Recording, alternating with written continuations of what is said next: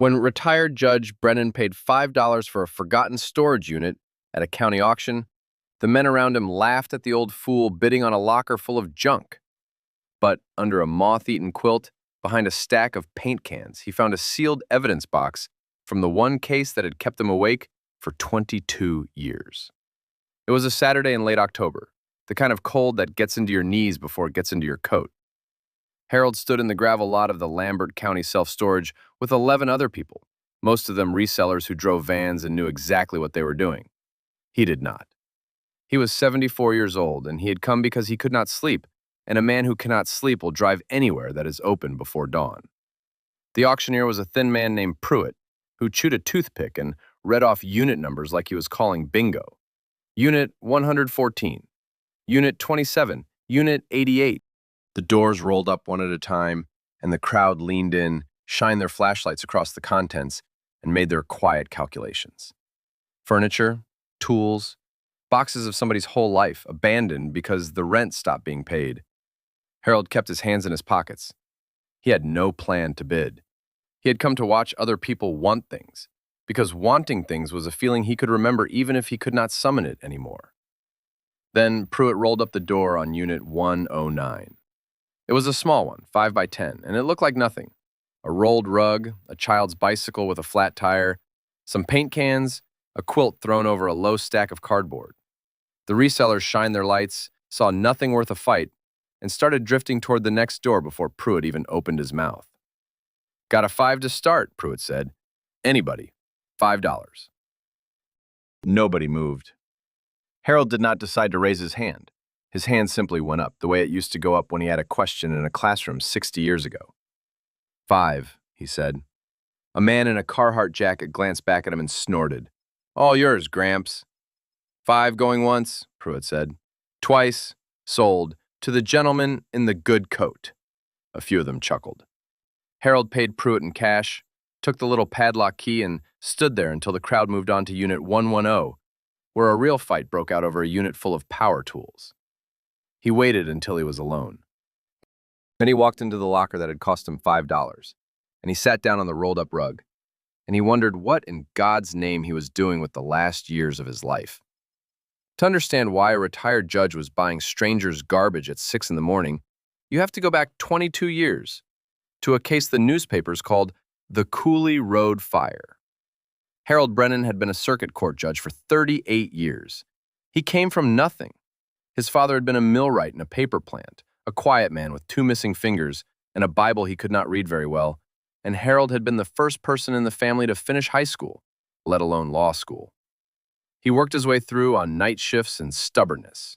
When he took the oath at 31, his father stood in the back of the courtroom in a borrowed suit and cried without making a sound. Harold believed in the law the way some men believe in the church. He believed that if you followed the rules, weighed the evidence, kept your own opinions out of it, then justice would come out the other end clean. For most of 38 years, that belief held. He was known as a fair judge, hard but fair. Lawyers on both sides said the same thing about him, which is the highest compliment a judge ever gets. Then came the spring of the Cooley Road Fire. A house burned on Cooley Road on a March night, an old farmhouse rented by a young family. The father got out. The mother and 2 little girls did not. The fire investigator said the blaze had been set on purpose. Started with gasoline along the back porch, and the state needed someone to answer for 3 dead bodies. They charged a young man named Daniel Foster. He was 23, a drifter, a kid with a record for petty theft, and a habit of being in the wrong place. He had done some hired work for the family the week before, repairing a fence, and there had been an argument over $40 he said he was owed. A neighbor said she saw a man matching his build walking up Cooley Road that night. The gas can found in the ditch had his thumbprint on it, or a print the state's experts said was his. Daniel Foster swore he was innocent. He swore it in a flat, scared voice that never changed pitch, even when the verdict came down. He said he had walked up the road that night to ask for his $40, seen the house already burning, and run because he was a kid with a record and he knew how it would look. Nobody believed him. The $40 argument gave him motive. The print gave him means. The neighbor gave him opportunity. The prosecutor was a sharp, ambitious man named Curtis Vance. Vance was 36 then, with a politician's haircut and a way of looking at the jury like he was letting them in on a secret. He wanted to be district attorney. After that, he wanted to be a state senator. He needed convictions the way a furnace needs coal, and the Cooley Road fire was the biggest case in the county in a decade. 3 dead, 2 of them children. The kind of case that puts a man's name in the paper for the right reasons. Harold presided. He kept the trial clean. He overruled Vance as often as he overruled the defense.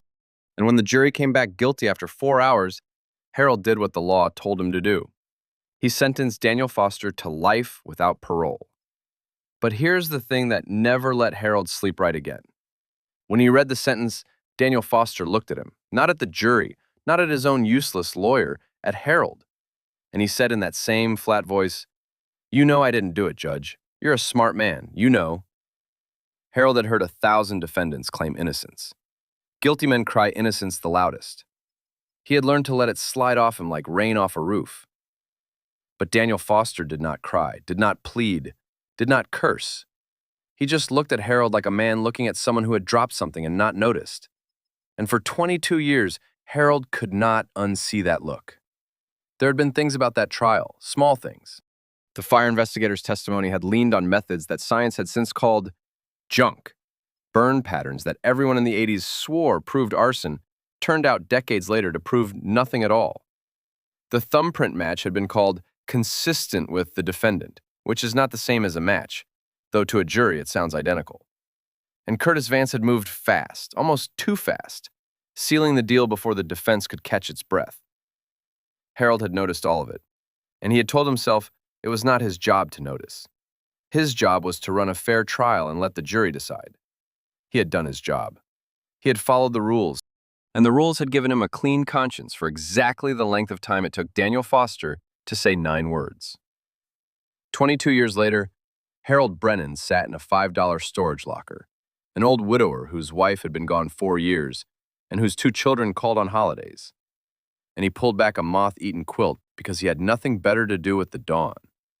Behind the paint cans was a stack of cardboard boxes, the cheap kind, taped and labeled in faded marker. Most of them held what you would expect: old tax returns, Christmas decorations, a man's bowling trophies. Harold went through them slowly, the way he did everything now, because slowness was the only thing he had plenty of. The last box was different. It was not cardboard. It was a gray plastic file box, the heavy kind. And across the lid, stenciled in black, were the words, "Property of Lambert Company. District Attorney, evidence, do not remove." Harold's hands went very still. He knew that box. He had seen 100 boxes exactly like it, carried into his courtroom by clerks, stacked on the evidence table. They did not belong in a storage unit. They were never, under any circumstances, supposed to leave the custody of the court. He looked at the unit number again, 109. He looked at the name on the auction paperwork Pruitt had given him. The unit had been rented for 11 years to a man named Raymond Vance. Raymond, not Curtis. But Harold knew that name too. Raymond Vance had been Curtis Vance's older brother, a county clerk who had worked in the records office and the evidence room for 30 years. Raymond had died 8 months ago. The rent had stopped. The unit had gone to auction. Harold sat on the cold concrete floor with the gray box in his lap, and his throat tightened until he could not swallow. He told himself not to open it. He told himself this was exactly the kind of thing a man should report and walk away from. That whatever was in this box was no longer his business. That he was retired. That he was old. That he had earned his rest. He opened it. Inside were the things from the Cooley Road fire that he had seen at trial. The photographs of the burned house, the fire investigator's report. But there were also things he had never seen. Things that had never come into his courtroom. There was a handwritten statement, 3 pages, signed by a man named Earl Dunmore. Harold knew that name too. Earl Dunmore had been the dead family's landlord, the man who owned the farmhouse on Cooley Road.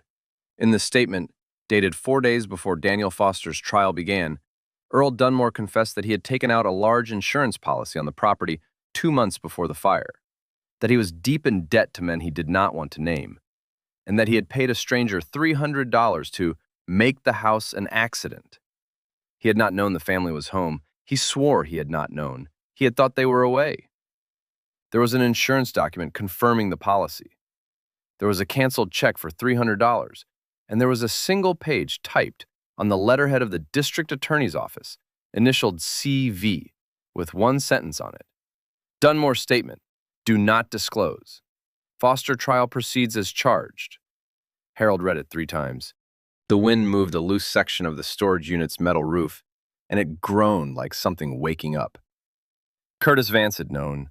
Curtis Vance had a signed confession from the real arsonist 4 days before the trial, and he had buried it, and he had sent a 23-year-old to die in prison so that the biggest case of his career would end the way he needed it to end.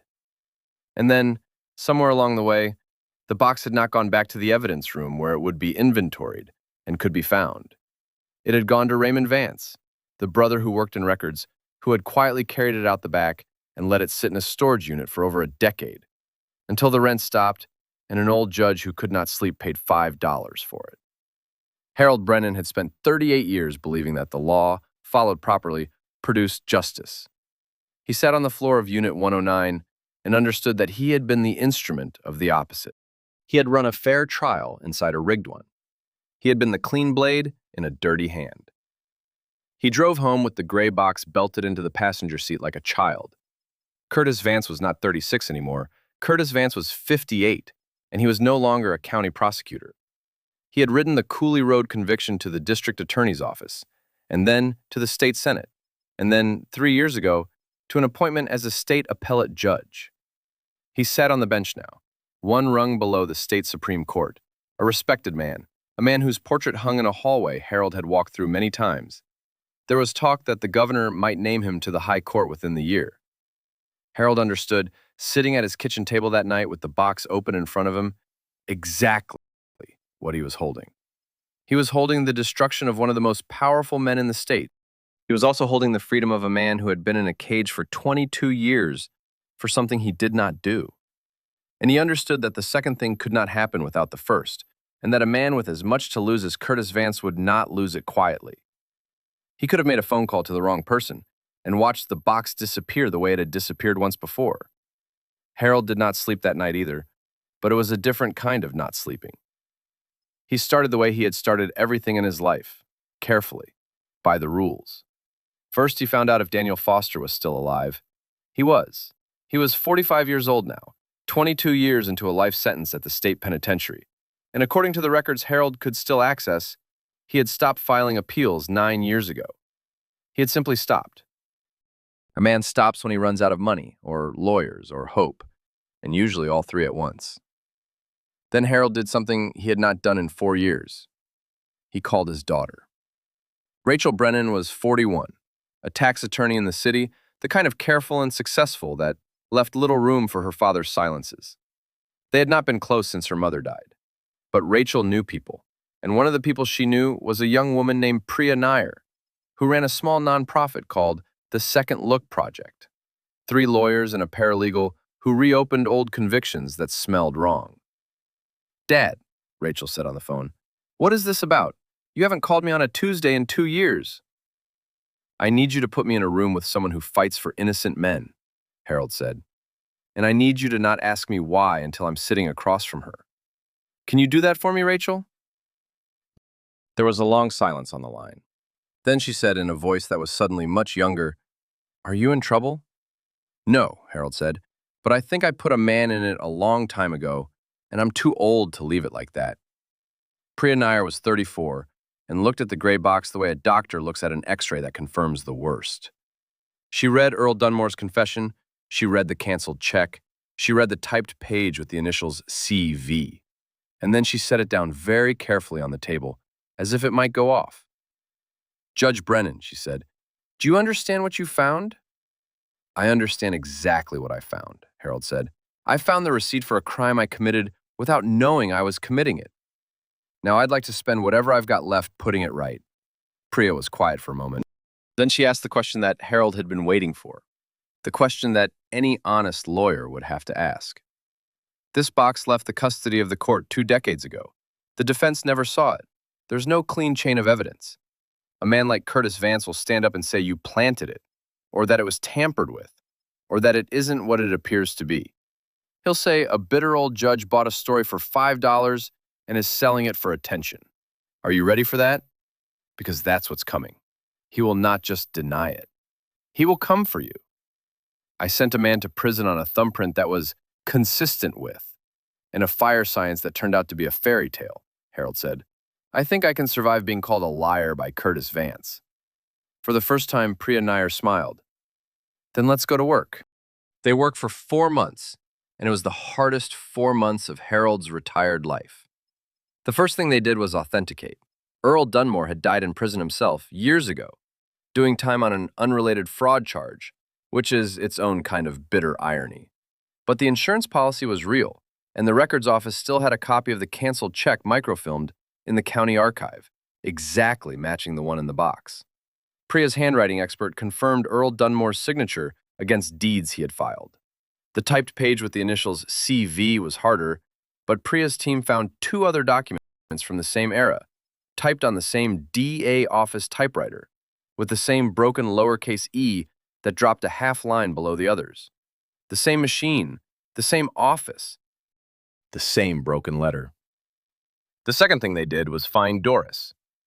Doris Pell was 79 now, and she had been a secretary in the district attorney's office for 31 years. She had typed for Curtis Vance.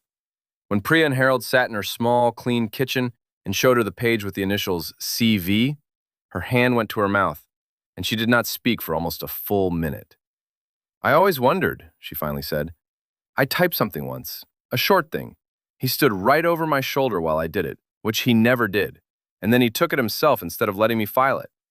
Just one sentence, about a Dunmore statement. She looked at Harold with wet eyes. I went home that night, and I couldn't eat my supper, and I never knew why. 31 years I worked for that man, and I think I always knew. She agreed to testify.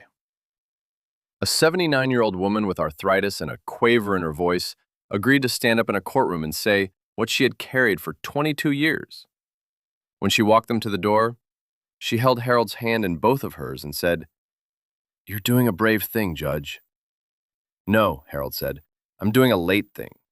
Brave would have been 22 years ago when that boy looked at me. The third thing they did was go to the man himself. Priya filed the motion to reopen the case, and she did it loudly, with the press release and the documents and the photographs, because she said that the only protection a case like this had was sunlight. The moment it was secret, it could be made to disappear. The moment it was on the front page, it could not. The story broke on a Thursday. Retired judge says he convicted an innocent man, and the evidence was hidden by a sitting appellate justice. Curtis Vance did exactly what Priya said he would do. He came for Harold. He gave an interview the same afternoon. He stood on the courthouse steps in a charcoal suit that cost more than Harold's first car, his politician's haircut gone silver and distinguished. And he looked into the cameras and said, in a calm and sorrowful voice, that it broke his heart to watch a respected colleague decline like this, that Harold Brennan was a grieving widower, an old man who had lost his way after the death of his wife, that the so-called evidence had come from a junk-filled storage unit and had no chain of custody whatsoever, that this was a tragedy, not a scandal, and that he prayed for Judge Brennan's health.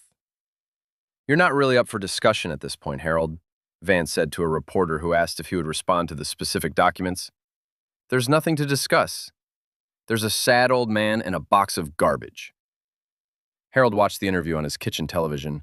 His daughter Rachel watched it beside him, her jaw tight. When it ended, she turned to him and said, Dad, he just called you senile on the 6 o'clock news. He did, Harold said. Doesn't that make you angry? Harold thought about it. No, he said. It tells me he's afraid. A man who isn't afraid doesn't bother to call a $5 box garbage 4 times in 2 minutes. He counts it once and moves on. Vance is counting it because he can't stop counting it. He hasn't been able to stop counting it for 22 years. But fear does more than count. Fear acts. The pressure started small, the way it always does. Rachel called him on a Sunday, her voice careful in a way he did not like. A senior partner at her firm had pulled her aside that week and mentioned, casually, that the firm did a great deal of work that touched on state appointments, and that it would be a shame if a family matter became a professional complication. Nobody had threatened her. Nobody ever threatens you outright. They just stand close enough that you can feel the weight of them.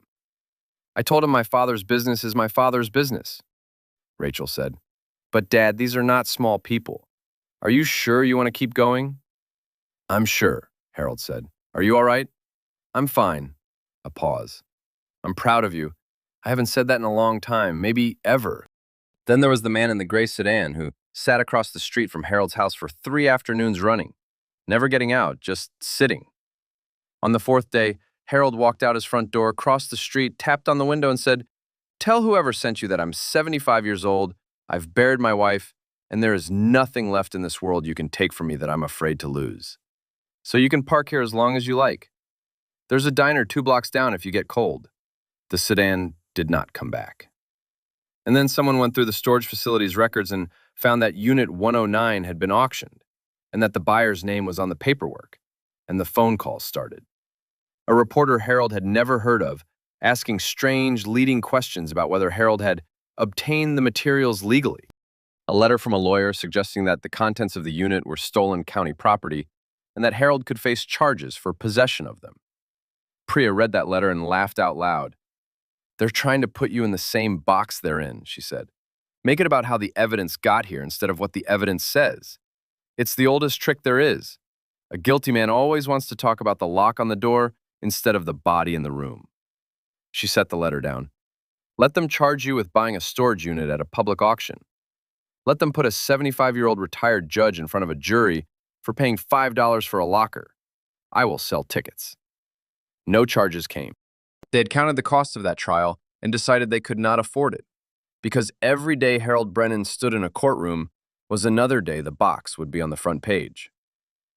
Through all of it, Harold kept doing the thing he had always done, carefully, by the rules.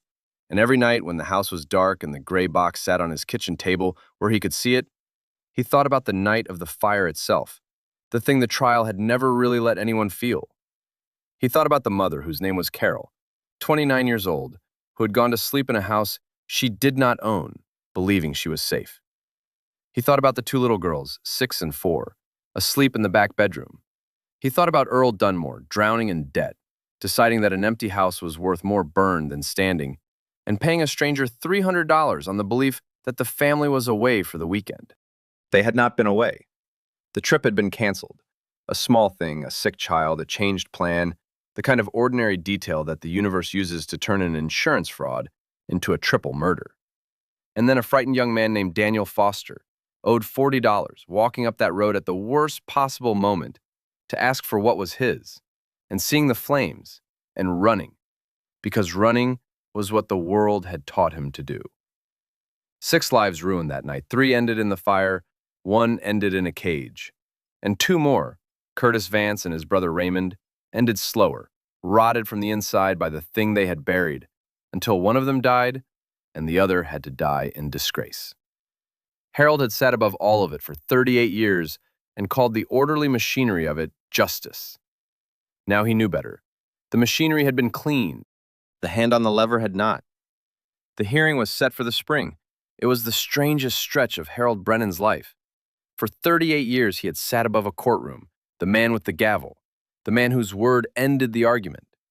Now he sat in the gallery on a hard wooden bench like any citizen, an old man in his one good suit, and watched younger people fight over the wreckage of the worst thing he had ever done. Curtis Vance's lawyers were very good and very expensive. They attacked the chain of custody. They attacked Harold's memory and his motives and his mental state. They produced a doctor who had never met Harold to speculate about grief and cognitive decline in the elderly. They suggested, without quite saying it, that Harold had found the box, recognized a chance for relevance, and built a fantasy around it because a forgotten old man will do a great deal to be remembered. And then Priya Nair stood up. She put the insurance policy into evidence. She put the canceled check beside the microfilmed county copy and let the jury see they were the same.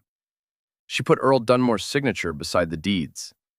She put the broken lowercase e under a document camera, blown up 6 feet wide on the courtroom screen, the same dropped letter on the buried order, and on 2 other memos signed by Curtis Vance. And she did not say a word for a long moment. She just let 12 people look at it. Then she called Doris Pell. Doris walked to the stand slowly, one hand on the rail. She put her hand on the Bible and her voice shook, but it did not break. She told him about the one sentence she had typed while Curtis Vance stood over her shoulder, the thing about a Dunmore statement, the supper she could not eat, the 31 years she had carried it. When Vance's lawyer rose to cross-examine her, to suggest she was confused, an old woman misremembering, Doris looked at him and said, in the clear voice of a woman who has decided she is done being afraid, "Young man, I typed 60 words a minute for 31 years, and I never made a mistake on anything that mattered. I didn't make one on this." The lawyer sat down. And then Priya did the thing that Harold had not known she was going to do. She called Harold Brennan to the stand. He had not wanted to testify. He had wanted to stay in the gallery, anonymous, a witness to his own correction. But Priya had said the night before, "Judge, the jury needs to hear it from the man who sentenced him, not from me, from you. They need to see what it costs a man to say he was wrong." So Harold walked to the stand he had looked down on for 38 years, and he sat in the witness chair, and he raised his right hand and swore to tell the truth. And then a young lawyer named Priya Nair asked him to tell the court, in his own words, what he had done. Harold was quiet for a moment. Then he looked, not at Priya, not at the jury, but at the back of the courtroom, the way Daniel Foster had once looked at him. "In the spring of 22 years ago," he said, "I presided over the trial of a man named Daniel Foster. I ran what I believed was a fair trial. I followed every rule. And at the end of it, I sentenced a 23-year-old to die in prison." His voice was steady, but something underneath it was not. When I read that sentence, he looked at me and he said, "You know I didn't do it, Judge. You're a smart man, you know." And I told myself he was just another guilty man crying innocent, because that was easier than the truth.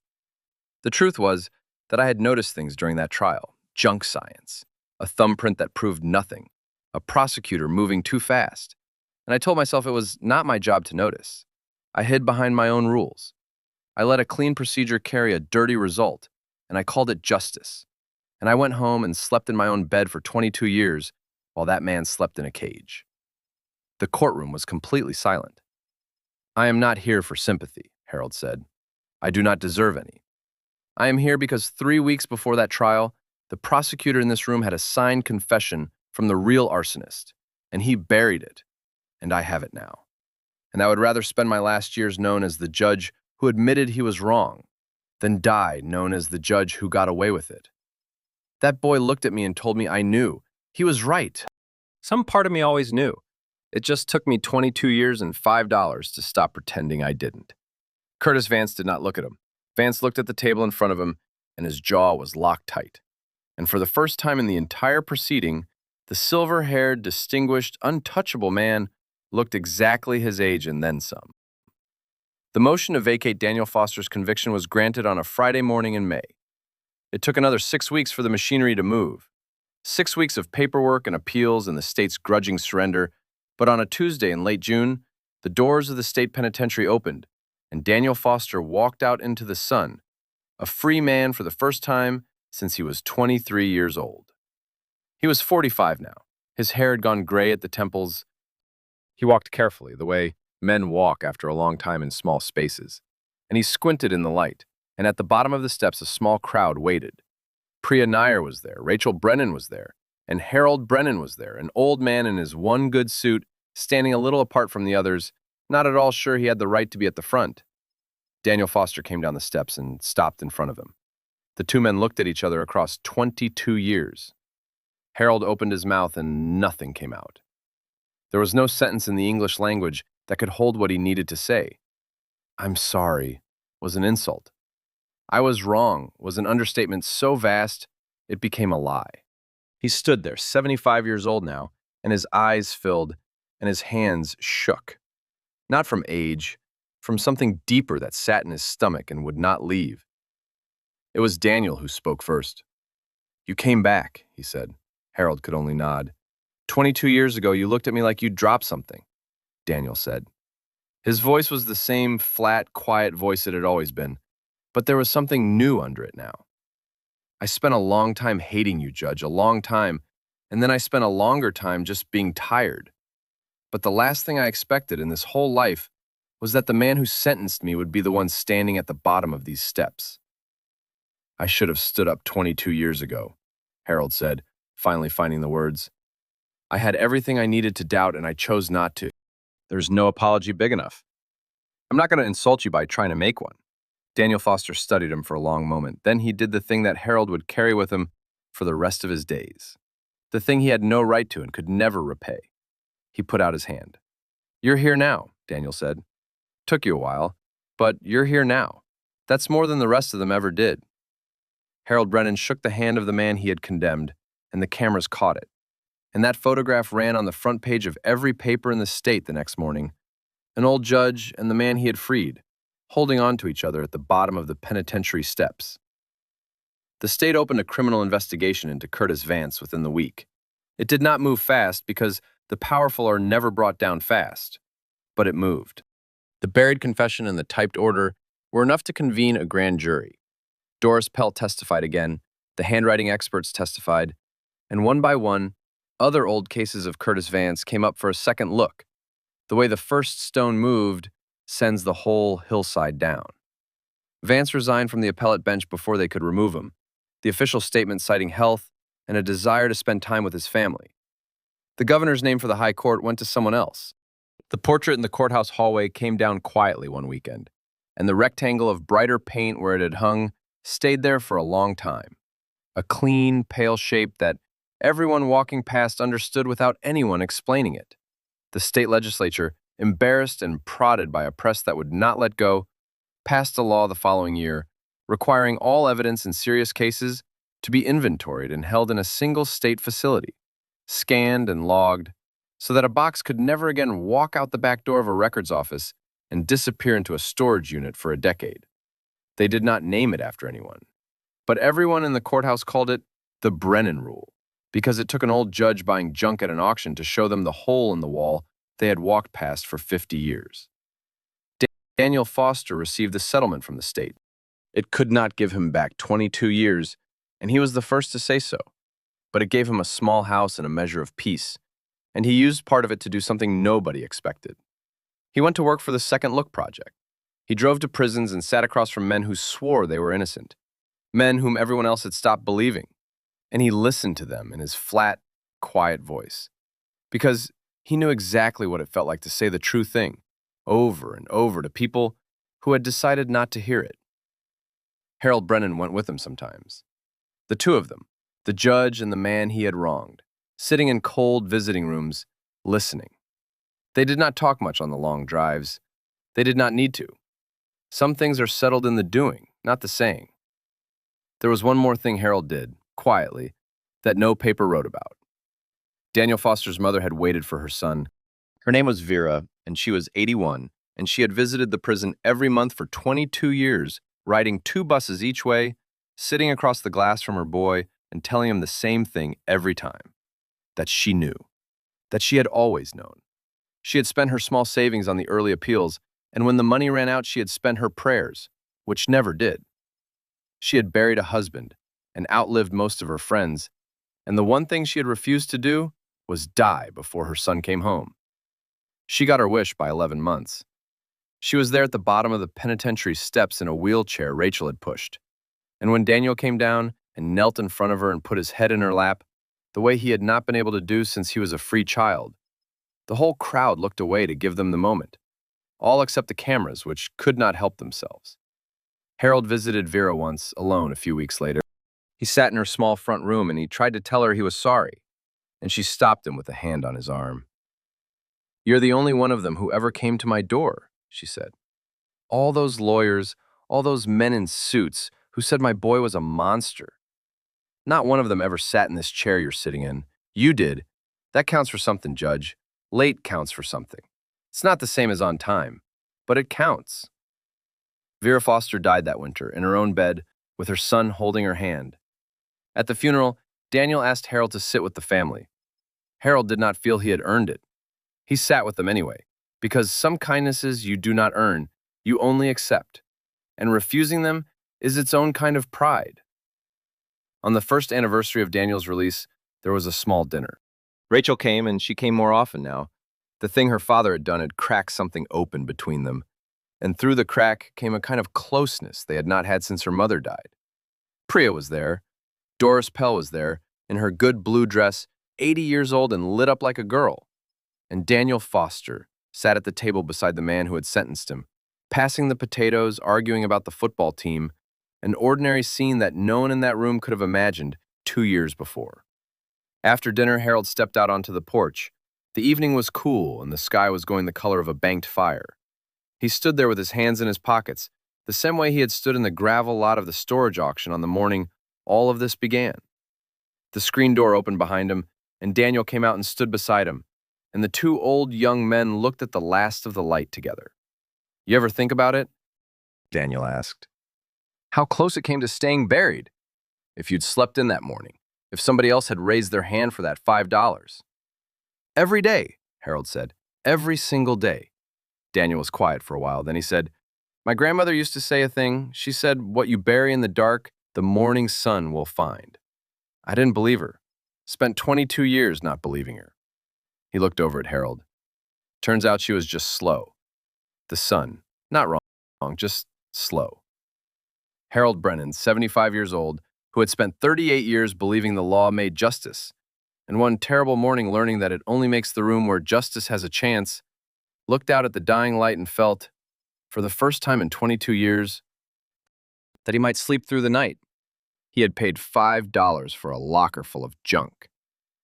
It had cost him everything he believed about himself, and it had given him back the only thing that mattered. Some debts are paid in dollars. This one was paid in years, but it was paid.